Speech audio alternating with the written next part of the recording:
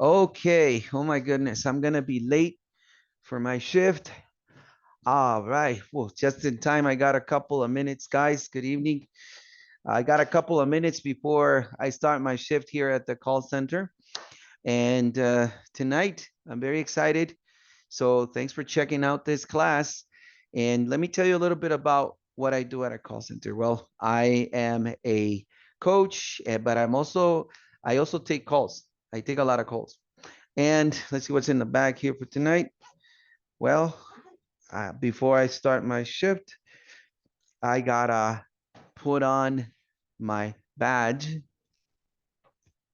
Right? I'm gonna put on my badge. I'm also gonna I'm gonna put on my headset. I'm gonna put on my headset and I'm gonna get ready to start taking calls with the um, customers. So we're going to help the customer tonight. Let me tell you a little bit about what I do. I'm gonna also get some coffee because it's always good. So before I start my shift, I'd like to tell you what I do. So as an agent, I'm I'm there at the call center to do two things. I'm there to solve problems and to handle calls. That's what I get paid for. And my job working in customer service is to set up customers, to set the customers up with their new service. So I set up their lines, I set up their plans, I set up their numbers, I set up their port ins. So I help them set up everything that they need for their plan. I'm also there to sort out different types of problems, to resolve different issues about their billing. When it comes to the bill, I usually get like 50% of my calls are about billing. So I need to sort out different types of issues, complaints. I need to go over and check over these type of bills. I handle a lot of information, so I need to constantly look up different types of accounts. I need to also look through different types of documents and break down the bill for the customer because sometimes it's very difficult for customers to understand, but I'm there to help them. So I like to break it down for them. I like to break down everything so the customer has no more questions, you know? So I like to walk the customer through the process and help them get back on track, so they can start enjoying their service and they can feel happy about their service.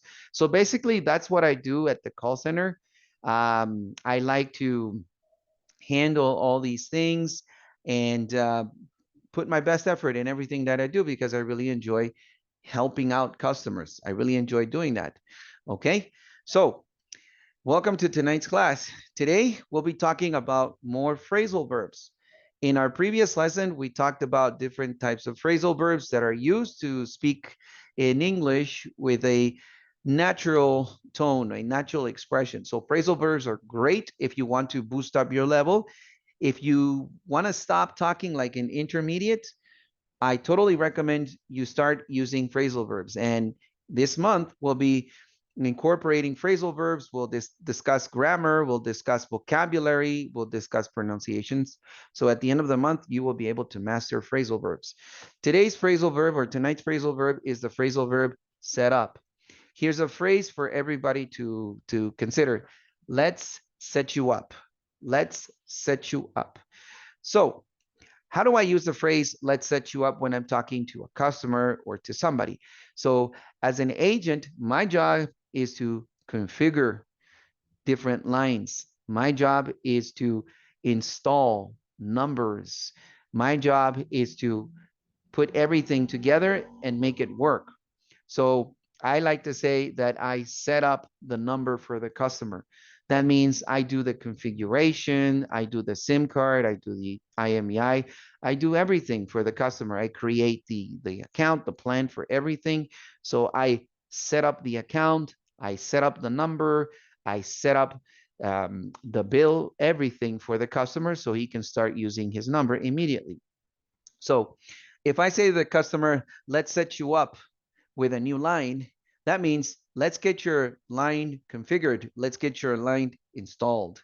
Okay. Or if a customer requests for a new service, I could say, well, welcome to the family. We're so happy for that. Let's set you up with the best plan. Okay, so to set up somebody is to get them ready, right? Or to get them with their service prepared and ready to use. So you can say that to a customer to convey that idea that you're going to install the service, you're going to get it configured, and customers will understand you immediately. Okay, so that is to set up as a phrasal verb. So we can use it in three forms. So this phrasal verb is a separable phrasal verb. We can separate the verb part, which is set, and the particle part, which is usually a preposition or an adverb. You can separate them. The traditional way of using it, or let's say the first form of using it, is to say it directly, to use the object. So phrasal verbs always have an object. They're always with an object or a thing or a person that is mentioned. We always need an object to use phrasal verbs. So here my object is the number that the customer wants to activate or port in. So I'm saying set up the number. So what is the meaning of setup? Well, it means to install something or to configure something, right? So it works with the network. So when I say let's set up the number, that means let's install, let's configure, let's get it ready. The second form that you can use the phrasal verb is to separate the verb from the particle.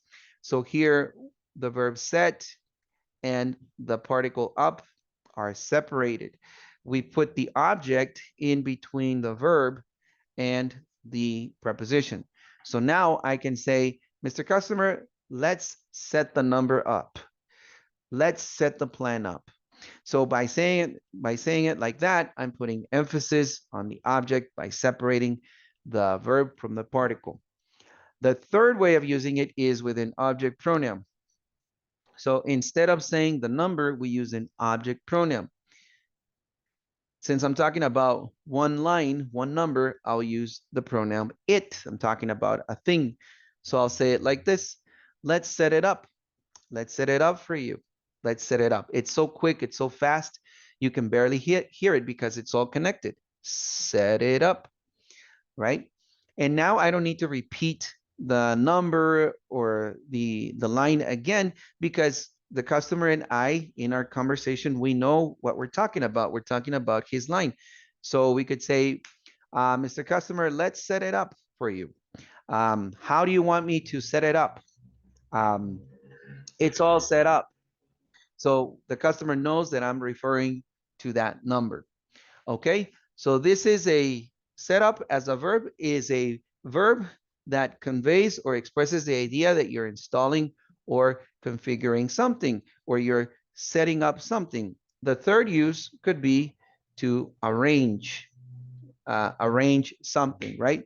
So let's set up my bag here because my things are all messy, right? So we got a bunch of notebooks, right? We got we got a Bible here, right? We got a devotional book over here, right? So if let's set up the table. So let's set it up. So I'm gonna arrange it. I'm gonna set up the table. So I'll put the big book over here. I'll put the books on this side.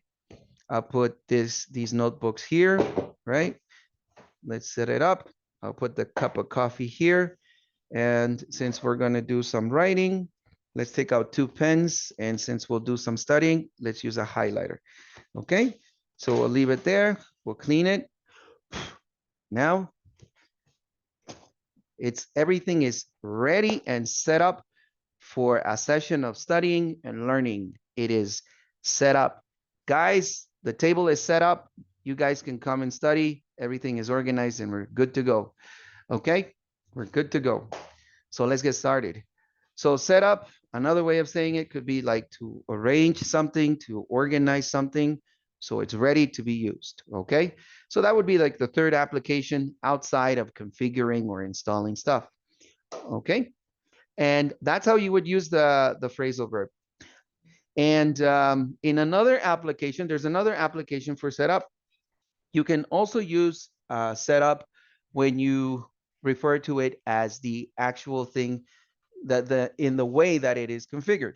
So not as a verb, but as a noun, we use it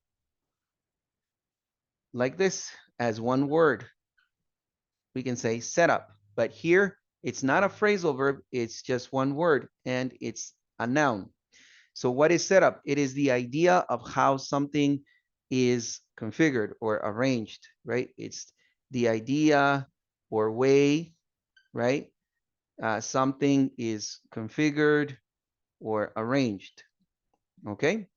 So going back to the table, okay, so when I want to do some serious studying and focus time for my reading and notes, what I love is this setup. I really love this setup because it has everything that I need in a clean area that I can work. This is my setup. I enjoy this setup. So in my setup, I have my big uh, my big notebook for notes because I love writing. I love calligraphy. It relaxes me, and writing my ideas uh, lets me sort out my thoughts and figure out different ideas and thoughts. My son sometimes draws funny things, so that's nice. But I really love to organize my ideas. I like to sort through all of this because it really helps me get organized. I also keep many notebooks from previous years so I can get some ideas from different things that I wrote in the past. So this helps me um, sort out my ideas, and I really love this setup. Another thing that I have is when I do my devotional time, which is my spiritual guidance time, I keep this devotional with me for 2026.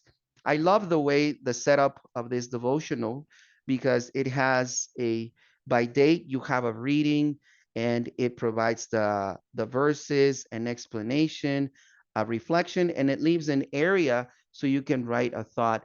So this is like the first thing that I like to do in my setup in the morning or after I finish some part of my work. Usually at before my lunchtime, I have an hour a day or two to sit down and get my thoughts organized and focus my ideas.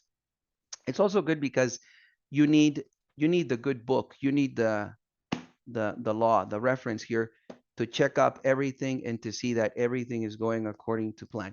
So I love this setup. And of course, in my setup, I I need coffee. You know, I I have a place in a mall nearby where there is a restaurant and people are very nice and friendly and they're like, "Oh, Mr. E, welcome. Hey, your coffee's ready. Sit down." You know, they're also nice with me. So I love this setup here with some coffee. You got to have coffee for this setup. And of course, pens. I love pens. Like I told you, I love calligraphy. So I have a lot of pens. I need a lot of pens and highlighters to highlight my thoughts and ideas. So this is my setup. This is my study setup. And this is how I love to spend my time and create ideas and get inspiration for what I need to do every day. So that's my setup. But going back to this, customers could have different plans, different setups. So we can see here your setup, right? I can see the setup, right? The setup of your plan, right? So the setup of your plan, well, you have one, two, three numbers on your plan. You have unlimited data, unlimited talk, text, and web, right? And you're paying for your plan every month. You're paying 255 for your 3 lines for unlimited data, unlimited talk, text, and web. So that's a very nice setup. That's a very nice setup that you have here, Mr. Customer. But, you know, I can set you up. I can set you up with an upgrade. I can set you up with a better plan. I can get you more data. I can get you a tablet for just 10 additional dollars. So I can set you up with a better plan. Do you want to set it up? I can set it up right now for you. It'll only take me 2 minutes to set you up with this plan. Okay, so We can use setup as a noun to refer to the way that things are configured or set, right? Plans as well. So that allows us to use setup as the idea of way that things are configured. And you can also use it as a verb, a phrasal verb, to convey the idea that something is being configured or installed. And remember the three forms that you can use this type of phrasal verb. You can use it by saying set up the number, set the number up, and set it up. So that's how you're going to use the phrasal verb of the week. So guys, let's set you up with more phrasal verbs. Let's set you up with more vocabulary this evening. We got a lot of vocabulary. So let's get it started. A little refresher from last week, guys. From this week, I mean, we've got some phrases since we're talking about natural communication. Our assurance phrase is, let's get you back on track, right? And as you remember, when you tell a customer, when you say to a customer or to a person, hey, don't worry, let's get you back on track, what you're telling them is that you're going to make everything go back to normal. You're going to, normalize everything, stabilize everything. Let's get you back on track. I got the solution for you. Let's set you up with your number today. Let's get you back on track so you can enjoy it. So what does that do? That conveys confidence. The other person says, wow, this guy knows what he's talking about. He's going to help me, right? So you can communicate that confidence with a simple expression phrase that allows the customer to understand. So imagine if you combine this one with this one. You're going straight to the point. Okay. Now, our next expression for this evening is we're good to go. Now, we're good to go doesn't mean, hey, let's go, guys. Goodbye. Get out of here, right? So that doesn't mean to go. When you say to somebody, we're good to go, it's like telling them everything is ready, everything is prepared. So a practical application, if you're working with a customer and you're almost finished or you finished the process, you could say, okay, Mr. Customer, everything is set up. Your number is ready. You're going to receive a text message confirmation so you can start using your service. I'll send you the email confirmation in a couple of minutes and everything is set up. We're good to go. Is there anything else? No? Great. So we're good to go. Thank you so much for calling us today. Have yourself a wonderful day. Enjoy the service. Bye-bye. Boom. So when you say to somebody, we're good to go, that means we're finished, it's done, it's prepared. Another way of using it is to enthusiastically say that you are ready, okay? So, like when somebody says, hey guys, you ready? I'm ready, right? But you can say it with more enthusiasm by using the phrase, we're good to go. Okay, guys, so you guys ready to start the class? Yeah, coach, we're good to go. Or I'm good to go. That means I'm more than ready. I'm prepared to get started. So in a very enthusiastic way, you can convey that readiness, right? That preparedness to the person by saying, we're good to go. Let's get it started. Okay, guys? So we're good to go tonight for this class. Let's get you back on track with the phrasal verbs. If you're struggling, let's set you up with new vocabulary and let's get this class on the road. Let's get started.